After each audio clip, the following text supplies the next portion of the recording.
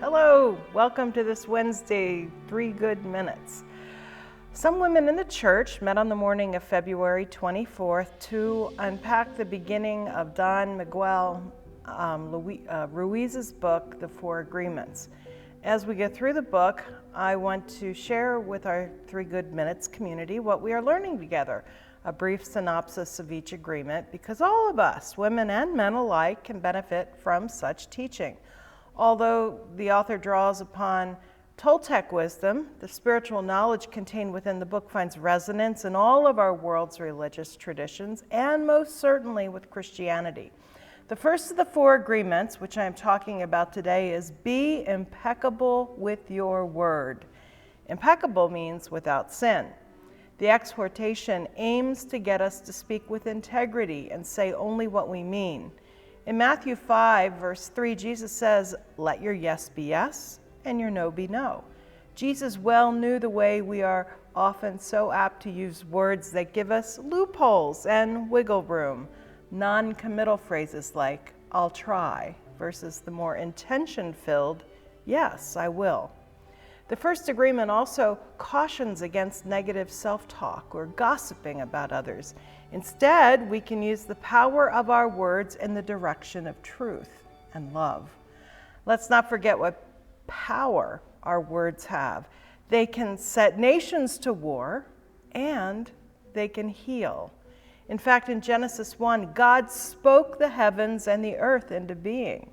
So we are reminded what creative power our words can have and what good we can do with them. We are also reminded what havoc we can wreak with derogatory, careless statements or with idle gossip. We no longer believe that old saying that goes, "Sticks and stones break my bones, but words can never hurt me." That's nonsense. I think back to my school days and what difference certain teachers made in my life with their encouraging words. Maybe you can too. Did you know that the popular Hollywood star Emily Blunt, a Golden Globe-nominated film and stage actress between the ages of 7 and 14, developed a crippling stutter that had her struggling even to hold a simple conversation?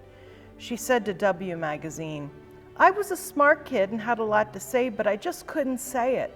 She never thought she would be able to talk to anyone, let alone go on to have the career she has had. Emily Blunt recalls one junior high teacher in particular whom she claims helped her overcome her fear of speaking by encouraging her to try out for the school play. At first, Blunt resisted the idea, but the teacher wouldn't give up on her and coaxed her to take acting lessons and experiment with different accents and character voices to help express herself.